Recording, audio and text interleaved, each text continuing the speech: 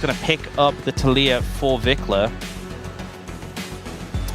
Yeah, Taliyah, I feel like, hasn't been the most impactful so far. We've seen some pretty good games of it, but definitely some ways for the Vi to get over the rocks, obviously, with the ult. Doesn't really enjoy using her Q over those rocks, but also very often used into the Rise in the mid lane matchup. I think the thing is as well is that Rumble often benefits from playing into champions who can just bully out of the lane, and obviously Jace is also a lane bully, but I'm interested to see what Raptor can get in the jungle, because I feel like if you can just put the hit onto Doran and just pressure him, find opportunities to gank, that can make a big difference. Something like the Jarvan could have a lot of value here, especially since you know Rise has no way to get out the Cataclysm, the Jace doesn't either. Also, in my mind, the Sivir is something that does well into the Varus, being able to spell shield a lot of his damage, being able to just shred waves in the way, and Jarvan obviously good into that. Pantheon also something that syncs well with the Taliyah and does well with at ganking. They are going to go for the Ambessa first and foremost, though. Yeah, it's a top source of attack damage from the jungle, right? You already have that AP top, so Ambessa definitely up there with some of our best AD junglers, so they're going to take that off the board, but still another ban to go. They're going to take another ban into Keria, which I feel like generally outside of the Bard ban is not really a good idea because he can play literally anything. But still going to take away some of the best options for Keria. Curious what he will play this game.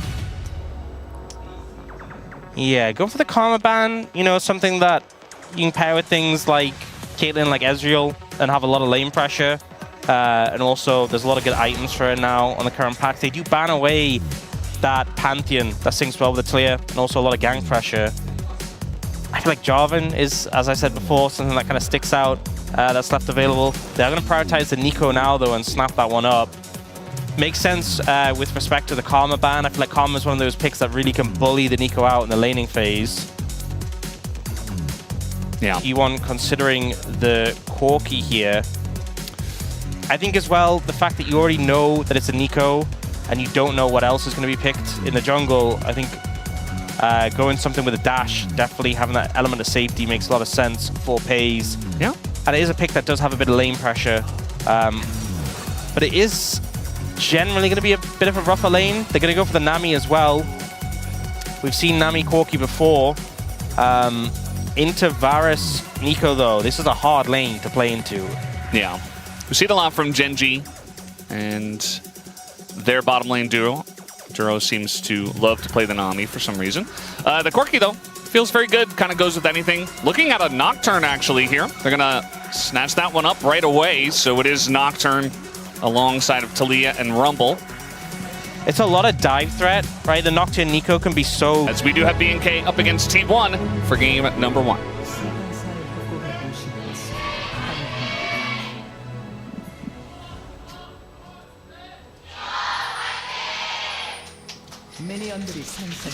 Game 1, match 19.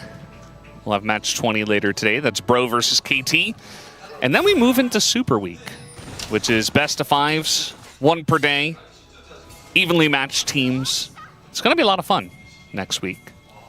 Yeah, I mean, I'm excited for it. I think as well, I hope we're surprised because they are aiming to be generally evenly matched. I think some of them, with how things have played out, might not on paper be as evenly matched as we hoped, but we'll see. Genji, Life Esports.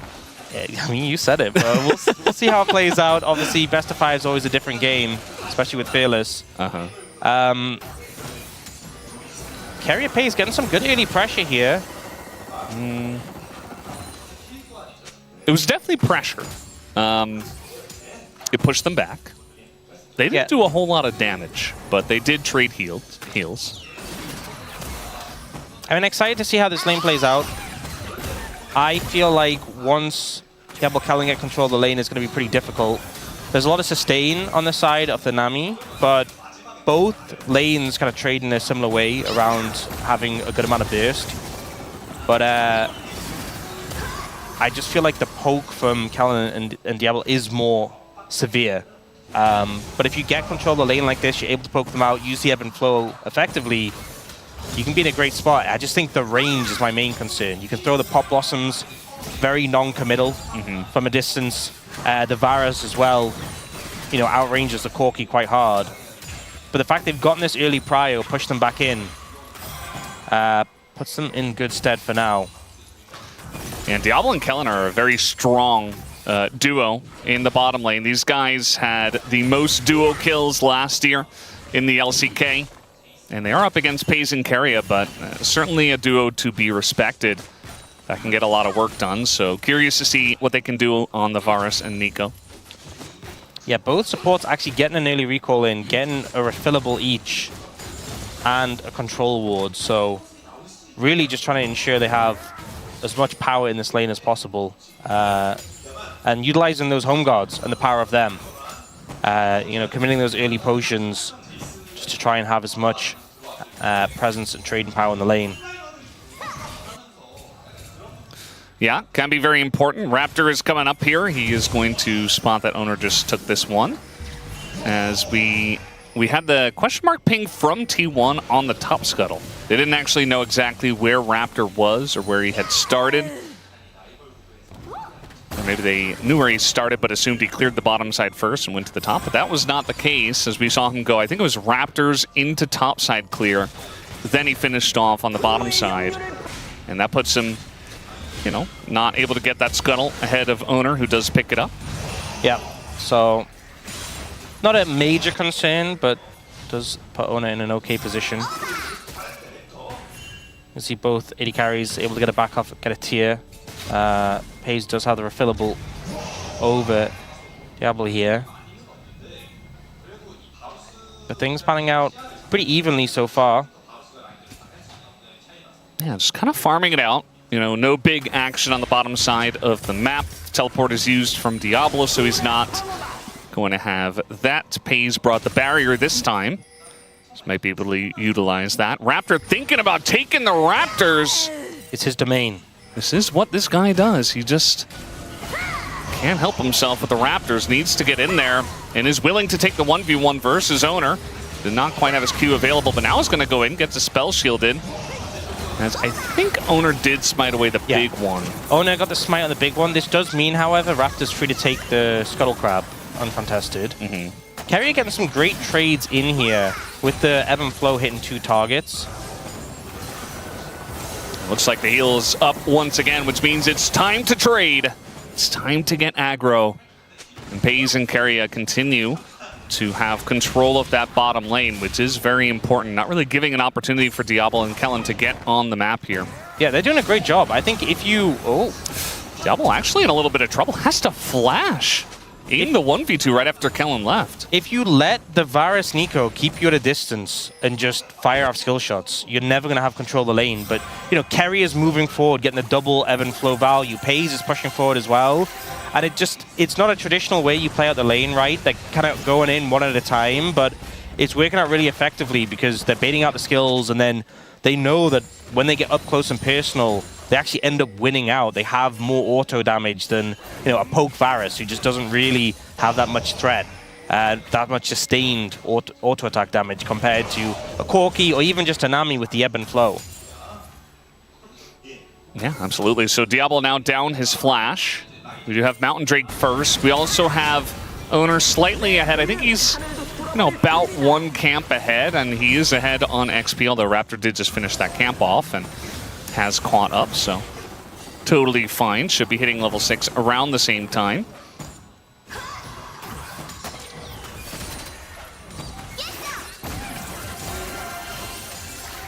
And we're just biding our time. We're just waiting for the game to open up, for the action to begin.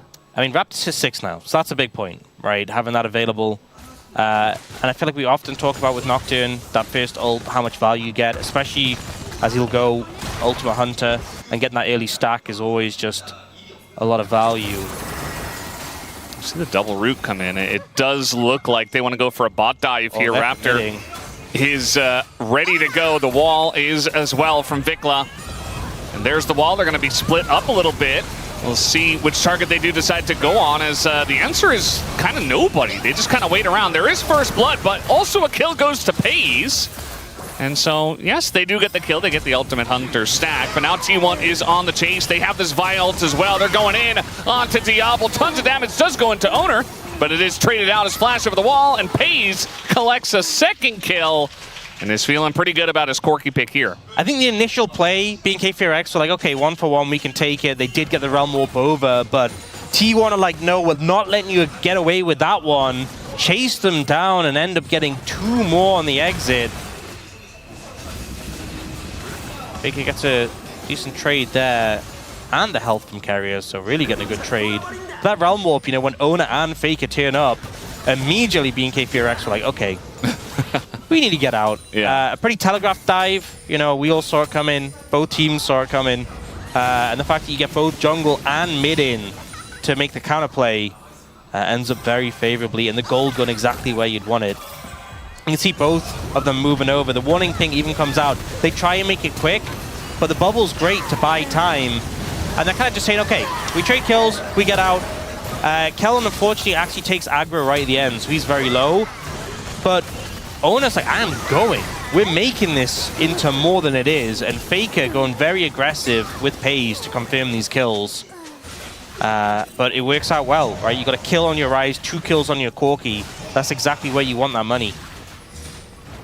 And we take a look at the damage dealt chart at 8 minutes into the game. Basically just highlighting the bottom lane doing a lot of damage. Look how much damage Keria has done as a Nami.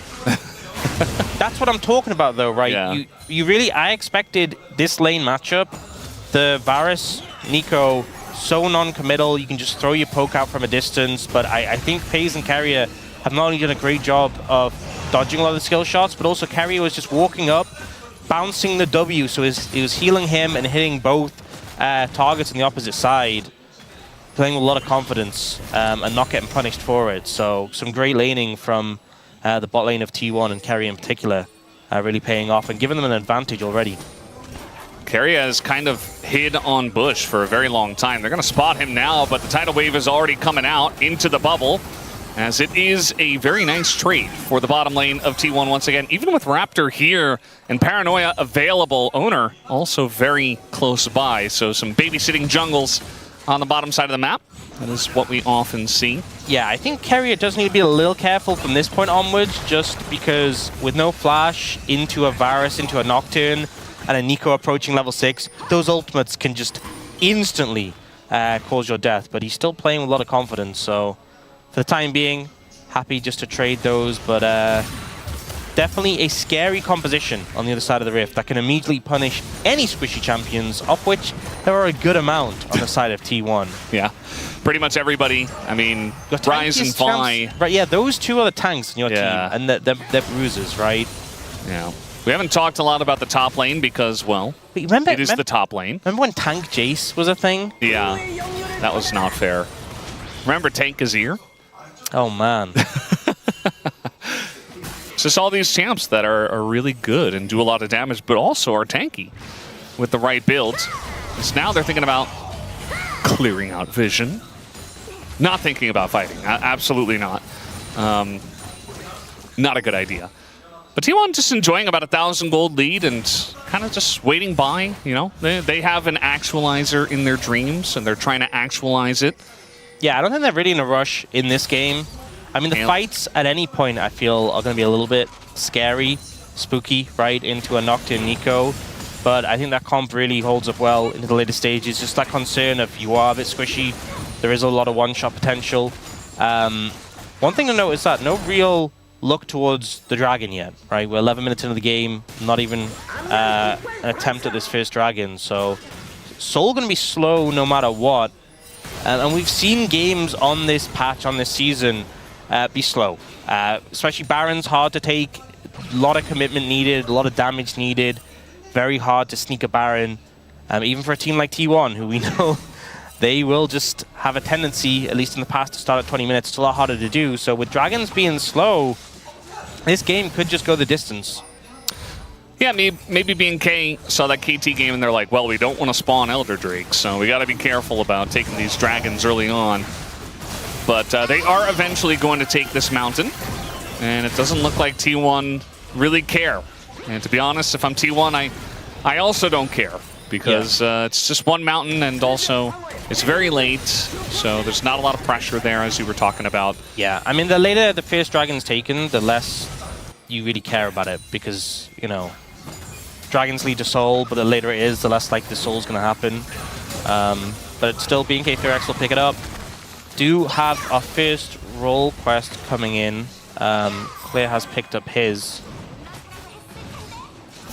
Yeah, pretty interesting that he's the one, but now Faker kind of in an awkward spot. Does have double sums, but rooted basically forever. He is tanky, though, already with the rod finished, and Kellen flashes away. Paranoia's coming in, but Oner had his sights set on the Nico and does pick up the kill. As now we have TPs arriving. Doran and Clear are here. No equalizer, though, as he used it on the wave earlier. Looking for Raptor. He has to flash away. The flash bubble comes in, and the tidal wave is there, but it already gained enough distance. And so T1 say, well, that's good enough. We got the one kill. Nice bait, Faker. I think just drastically overestimating the damage for BNK FEARX. I mean, Talia has an uncompleted Seraphs. It's just, there's no real damage there. It's a support Nico, and you're into a Ryze who had a Rod of Ages and a Null Magic Mantle. And that extra little bit of MR when both your AP is going to make a difference. I think that could have been a different play if Varus was there or Nocturne was there, but just a very ambitious play that gets turned around pretty quickly. And also, when they commit onto Oner, I think Raptor, you have to expect the flash over the wall. If you're not going to follow, you're not going to get the kill. Now, in particular, Faker's gone the upgraded Merc Tread, so you know, that play didn't work there. It's definitely not going to work now. And he just runs at Talia, Vikla in this case, and he doesn't take damage. Like, if there's ever a straight line, no junglers, I think Faker, as long as he can gain enough you know, proximity, as long as he can be close enough to Vikla, he will win those trades. So he's going to be looking for those as much as possible, even before he's scaled up, but way before he gets the second item. As Clear and Raptor are here, and that ward is just barely going to see him. Looks like to spot him out. Yep. Yep. Kellen trying to pretend to be a minion.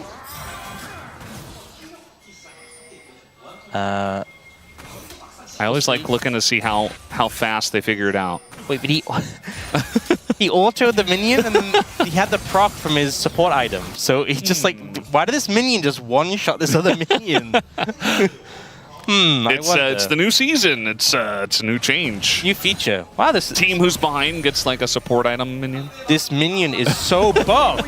We need to take it down. Yeah. Everyone stand near it. Why is it rising up into the air? Yeah. So this is the damage taken charts, and the majority of it goes over to Raptor. Next up is Faker, who did just get ganked, and Oner, who has been a lot of the action. And now he's going into it again, as Clear is going to flash away. Equalizer comes down, and T1 say, well, that's good enough. We'll just get his flash and back away. It was a zoning equalizer. He was like ready for them to commit more, and they're like, no, you're good, bro. We got your summoner. We're fine. Yep. Yeah, Vikla just really not doing that much damage, but sending a message to Pays that he should leave, I guess. Yeah. Are looking towards the Herald now. Oh, they're going for the Nami. Yeah, Keria kind of standing on a ward and not realizing it, and immediately just kind of dies. This is one of the things with playing an Enchanter or just any squishy support into this comp. Also, Keria's gone the Dreammaker support item. And we sometimes see Celestial opposition come out, even on these, you know, Enchanters or these squishy supports. Like, you know, Kellen on Nico has gone Celestial opposition. That's why. Like, don't get me wrong, Dreammaker is really strong. And the value you get from it, you know, the damage block, the damage dealt, I 100% get it. I'm also a support player, can be very greedy. But, you, no way! But playing into this composition, it's a tough time. It is a tough time, especially when you don't have flash. So Keria does just get one shot there. It was a good arrow from the Varus as well, just clipping him to do that extra damage. Faker running at them once again. They actually broke the shield on the Merc Treads. Wow. Yeah, they so close to taking him down. Yeah. I'm glad they didn't commit more, you know, learn the lesson from last time. Oh, trying to go for the all-in here under the turret. Doran gonna have to flash away. Clear, probably a little bit shocked by that. Just like, okay. Yeah, not ending up being the most effective. Did get him low, but also got himself low. So not exactly the trade they're looking for. I would watch out. Oh, flash on in. Diablo might be in a bit of trouble here. Does get ulted once again. The Nico finds 3, but he just dies immediately. And now finally the Paranoia comes out and clear. Frontlining, but the Nocturne also taking a ton of damage from Pays before he went down to clear. And so pretty even trade there in the mid lane. 3 of them going down a piece. I mean, that was just absurd value from the Rumble. I feel like that fight, honestly, was just very winnable for T1. Right, the Varus is just dead. Yes, the Nico ult is big, but the Chains of Corruption into the Rumble ult, and Clear just roasts everyone. And he just picked up Leandri's as well, so he was just melting people. Great time to have the Rumble turn up. A lot of value there. Vic was looking. So Doran flashed in that trade in the top lane, and now he's dead. He's regretting that a little bit. Yeah. Going for that aggressive trade comes back to bite him when he was going for kind of a random walk in the river. You know, we didn't talk much about top lane this game. Rumble has been just very obnoxious, very strong. I wasn't 100% certain what we were going to get out of the top lane matchup, but yeah, it just hasn't really... I mean, Doran's done fine, right, into Clear, but Rumble's still Rumble. This champion is just still... just not okay. Not okay. Not okay. No. Yeah. No. So it is Chemtech Soul, actually. When will Rumble stop being broken in competitive? When will Azir stop being broken in competitive? When will Corki stop being... Corki comes and goes. Right? Yeah, Corki does come and go, but he was there for a At least really we get different shades time. of Corki, right? It's now Corki bot lane. It's now auto attack Corki, I feel like if you're in the meta solidly as a S tier pick for like a good 2+ years, but at least it's enough. At least it's different, right? It is different. It's a small step down for sure from Rumble and Azir, especially here in the LCK. So BNK actually finally taking a very slight gold lead. It's basically even, as we can see in the actual gold, but on the graph you can see it peak up there just a little bit. Yeah, I think just so much teamfight power from BNK FEARX. You know, even if they had a deficit going into these big teamfight moments, this is where they get really scary. There's a Chemtech Soul though, and I just don't think that really gives a lot of value to their composition. Sometimes, like, look, I'm not a fan of Chemtech Soul. We've been there a lot of times. There's a lot of times it doesn't give much value, but sometimes I'm like, hey, you have like a Cassante, he likes to get low in HP. Yeah. Kellen kind of forcing an engage here. Will be punished for it, gets slowed up by the tidal wave, and just gets blown up. So, look, saw an opportunity and took it. Even with Chemtech Soul, that's not going to save you there. Yeah, just I'm not sure many of your champions are really going to be sitting around on low HP. Kellen was trying to sit around on low HP, but he ran out of health in that situation. They did get Keria's flash though, so he's perhaps, I mean, he was already a target, but more of a target now. Perhaps. We'll have to wait and see.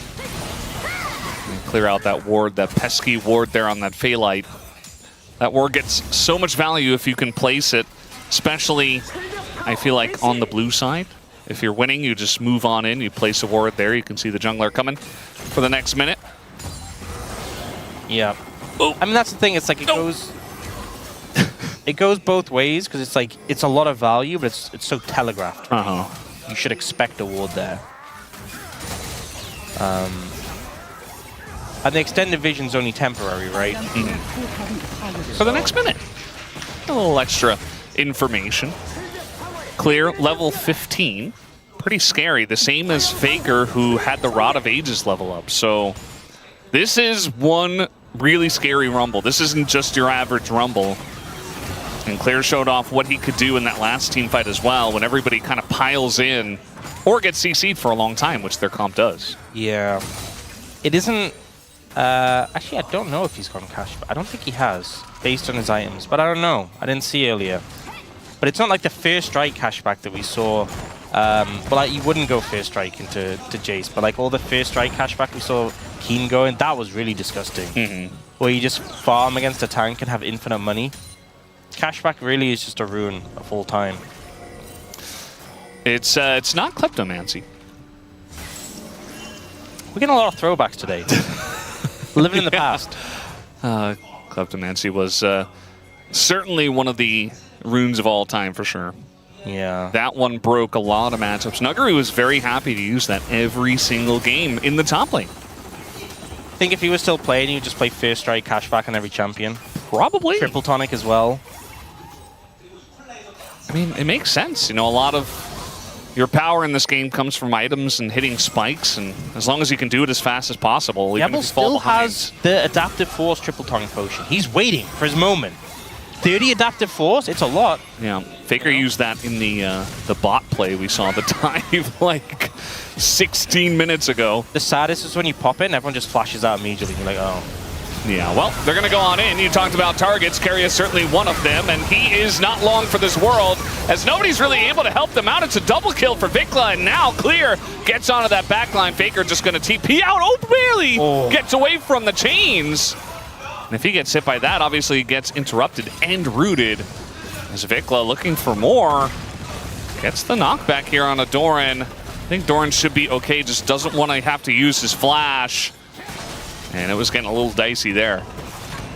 You know what? I did talk earlier about Keria going special opposition. I gotta apologize, because I don't think that would have done anything there. I just don't think there's much you can do when this composition wants to kill you. They are gunning for him. They just don't like to see fish on the rift. They turn him in the sushi. Unless you're Fizz. Well, we don't see Fizz very often either. Clear's in a bit of trouble. Oh, but Kellen's here. Trying to punish him. Kellen does come in. There's the flash from Clear, just trying to disengage from this, but pays with red buff on the chase as well. Elects not to go in on it. It's a nice flash pickup. Clear's ult's nearly up again though, and he's level 16 now, so he's strong. Yeah, I just love that they're just like, let's just ult him, let's just take him out. And even with, it's a great bit of CC coming out from Keria, but he's like so dead that like Oner dies with him. Like Keria dies, and then like there's still damage coming to finish off Oner afterwards. It's a nice getaway from Faker there though. But yeah, not a fun game to be playing Nami, is all I'm saying. He's trying, he's doing his best to stay alive, but he's just not long for this world. Yeah, I mean, he saw everything except the Nocturne when he picked Nami. Obviously, the last pick in this case did go over to BNK, as T1, I think the right of first selection, did take first pick. I think it's a difficulty, and it's why this Nico pick's been so effective, because like, if he picked something that was like bulkier and more survivable, lane would have just been miserable. Yeah. And it's like, okay, do you want to lose lane? Then you'll be more survivable after lane, but you'll have lost lane, and you'll probably just get picked anyway. Yeah. Or you have a better time in lane, but then this is what happens. But at least the game's closer, so pick your poison. Yeah. Theoretically, something like Nami, if the fights are actually close, gonna have to hold that thought, as this time Keria just flashes away. But now Vikla goes over the left side of the wall, instantly dies, gives the shutdown to Pays, and that's exactly the mistake T1 were looking for, as the equalizer gets big damage and might push them back, but it didn't hit Faker, who is leading the charge now, as Kellen is going to go down. Triple kill for Pays, as T1 just like that, one mistake, and they're ahead of the game. Yeah, big flub there from BNK FEARX, but good peel from T1. Keria just immediately flashing over the wall. If Raptor wanted to go for him, he'd have to commit so deep, and in the end, he doesn't. It's Vikla who oversteps, and Pays makes him pay for it. Now 7-1 and 2. And you know, that conversation we're just having about, do you want to get picked out of lane but win lane? I think the decision to win lane was a great one, because look how strong Pays is. Yeah. Ends up taking down Vikla who oversteps, and then Pays just pumping out so much damage. That big one there, taking out the enemy jungler, and then Kellen tries to find this angle here onto Fake and just gets obliterated. Yeah. The equalizer was very good, but it was basically the only thing that hit T1. And it didn't hit Faker, who was able to get that really nice angle. And now the goal lead, I mean, they were pretty dead even. It's 4,000 for T1. Yeah, that's a gold graph. Gold is fake, though. I'm not a believer. I am a believer in T1's ability to punish mistakes and make very few of their own. I mean, if they can win from 14,000 gold down, I think yeah. when they're 5,000 gold up, odds are pretty positive. It helps, for sure. Gold is still fake. Also, Faker is close to actualizing all over. Uh-oh. I hope they're ready. He's going to actualize and realize his dreams. They will not be memes in this game. He's going at third, no delay. And, you know, he is actually still 1,000 gold behind Vikla. Oh. But where the gold lead lies for T1 is in Pays. As we do have the TP coming in, nice flash there, but the equalizer still going to hit Pays. Doesn't have his Valkyrie, doesn't have flash, and eventually he will die as they do get him down. And also Oner, who went deep, dies to the Varus. And now it's basically just, okay, a dead Doran, and Faker's like, what happened to my team? Just a great team fight from BNK FEARX. The dive comes in, and Pays does everything he can to dodge the Pop Blossom, but Keria just slides in and takes him out. This Rumble doing absurd damage. And Faker not quite ready to actualize all over the place. He survives, but can't put the damage back in return. Kellen comes in, nearly catches him, but look at this. Raptor tries to buy time, but Keria just goes up, slams him with the overheat. And then there's Zhonya's to buy time. Kellen moves forward, catches this route, and helps to take out the Jason. This is why even with the gold advantage, it's still so volatile into this composition, because you have squishy members. There's so much engage on this BNK FEARX composition, and now about 2,000 gold lead. The Red Bull Baron power play is at it's -7, -52, -72. Wow. And we got a Chemtech Drake, Chemtech Soul here for BNK if they can pick it up. It does just spawn. Faker does have the actualizer though. He's hit it. He's about to actualize all over BNK. And I do wonder if they recognize this, if they're willing to take a straight up fight, if they have tabs on Faker, who is right now in the mid lane.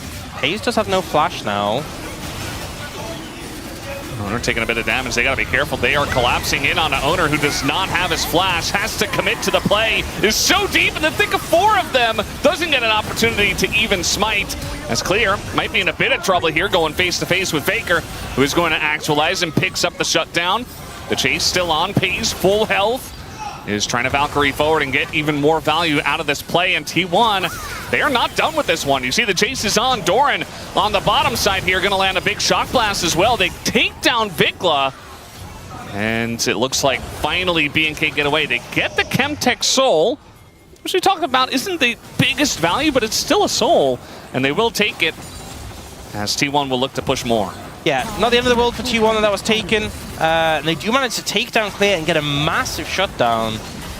I assume, I didn't actually check what his shutdown was, but he was 4-0.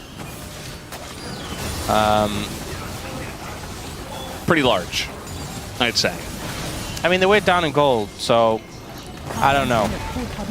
Can't say for sure what the shutdown was, but they did shut him down, at least. We'll see the replay on the fight.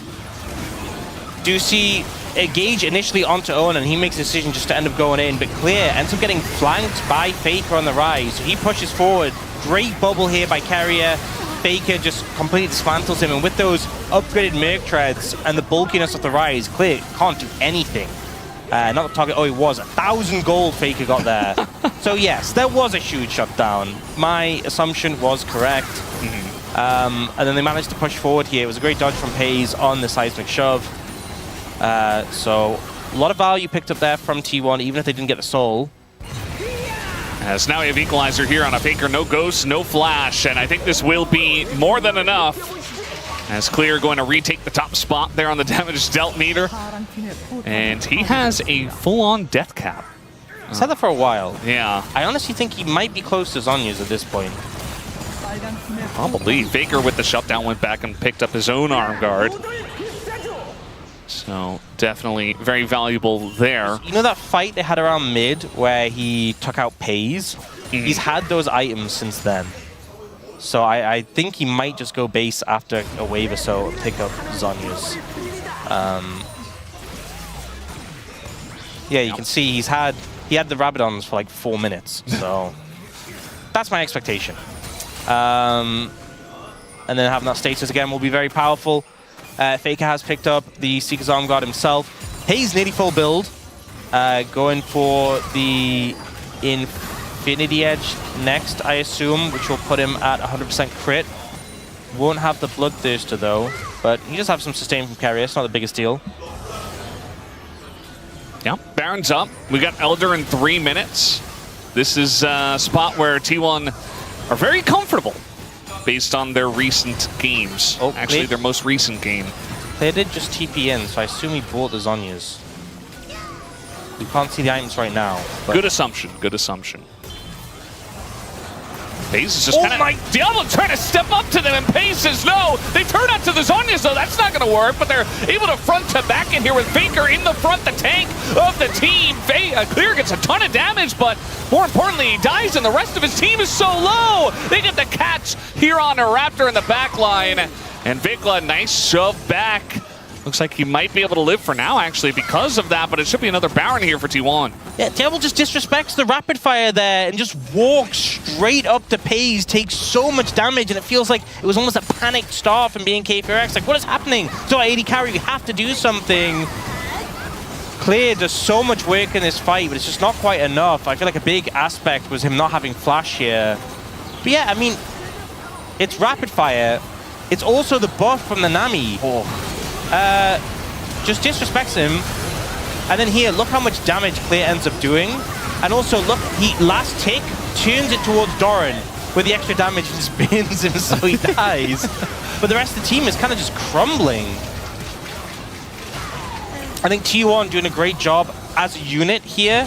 And Paze finding this great angle, also dodging the Chains of Corruption and the Equalizer. If he got hit, he was just dead. Yeah. But Clear is a one-man army right now. I mean, he's still doing damage with so many threats in his face. Perfectly flashes and Valkyrie's out of the way. Oh, these Valks are so good. Like, yeah. 3 Valks, the Unraveled Earth. If he's slow, just slightly, he's dead. And didn't actually go the IE, went the GA. Honestly, he has a ton of damage already, so... yeah, and if they go all in onto him, now there's more than enough damage besides him while he's dead. Yeah, I think you could probably sell the Collector eventually and get IE instead of that. Could well be the decision he goes for. For now, do see it's Elder in 50 seconds. It's a huge gold lead for T1. I think main thing, though, is also the break points, because Vic was approaching a Rabadon's not quite there yet.